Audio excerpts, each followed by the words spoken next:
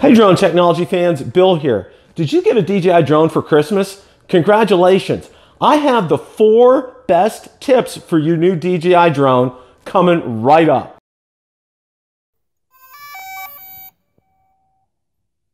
Hey drone technology fans, Bill here.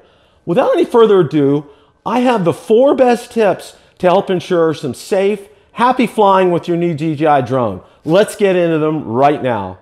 Okay. The first tip here is charging your batteries. I have read so many stories of people who have taken their first drone flights without fully charging their batteries.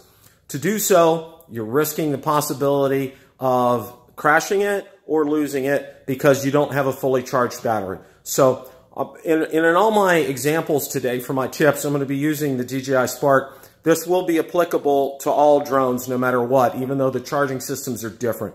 We're going to take a look here and see how I charge the batteries for the Spark. We're going to go ahead and put the battery in for the Spark here. See the green lights are indicated and it's on. Now here's the controller, and you can see the cable is plugged into the controller. Then we're going to plug it in to the bottom of the controller so it'll start charging. And you can see now, again, like I said, different drones are different. So when the green lights go out and when the white lights go out, that means that that's fully charged.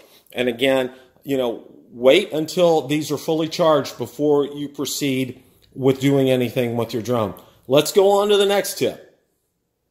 Okay, tip number 2 is compass calibration.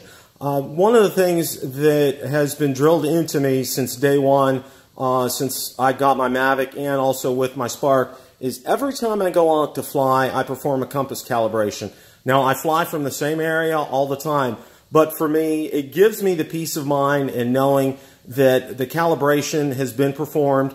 And when you do so, you ensure the positioning of your drone. And there's nothing more important to your DJI software in your Go app than the positioning of your drone, and that comes from a proper compass calibration. So without any further ado, I'm going to perform this here on the Spark, but again, this is applicable for both the Mavic and for the Phantom. So let's go ahead and get into that. I'll open up the panel here, hit Calibrate. We're going to start calibration, and we're going to go ahead and turn the drone as indicated. Now we need to flip the drone as indicated on the screen. And the calibration failed, so we're going to do this again. Hit recalibrate, okay. I'm going to go ahead and turn it around like this, 360. Now we're going to turn it on its end.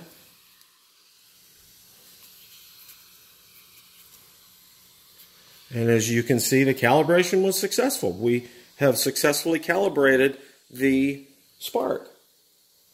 Let's go on to the next tip. Number 3 is updating the firmware. Again, this is something since day one, since I first had the Mavic and now the Spark. This is something that I check for on a regular basis. The DJI Go app will inform you when an update is needed. Now, for me personally, and I will be providing a link for it, I use DJI Assistant 2 on my PC to download it.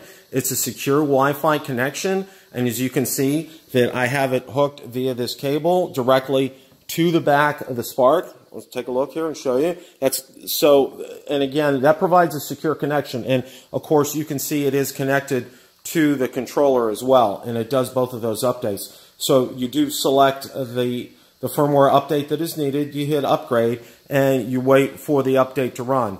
That is pretty much it, and we'll be moving on to the next tip. Okay, the last tip that I have are drone safety tips that are provided by the FAA. The 2 before you fly tips, number 1 is to register your drone, and number 2 to do a pre-flight check. And when you do that pre-flight check, one of the things you do need to make sure that you are aware of is your weather. You want to make sure that it is clear, that you're able to see well. Remember, one of the rules is you need to keep line of sight of your drone at all times. You also need to make sure there's no lightning in the area or rain. Those are two definite things that will wreak havoc with your drone. And there are some other tips while you fly. Some of these rules are something that if you study for your Part 107 exam will become second nature to you, such as flying below 400 feet, maintaining a line of sight, visual line of sight of your drone at all times, and to leave the vicinity when there are other aircraft, to not fly within 5 miles of an airport, to be mindful of restrictions, to not fly any over emergency response vehicles, and there's some other ones here, and I am going to provide a link in the description to this so you can have that as well. And that's it for our 4 tips. Okay, I will provide links in the description to everything that I've demonstrated here, just so you can have reference points when you go back. My suggestion is, until you get the hang of it, to reference these links, to reference my video, and to go through these again and again until it becomes normal for you and you don't have to reference this. If you like the content from today's video, make sure you hit the like button. Tell others about our channel, our blog, where I post many reviews and updates on both the drone and technology industries. Thank you so much for watching, and happy flying.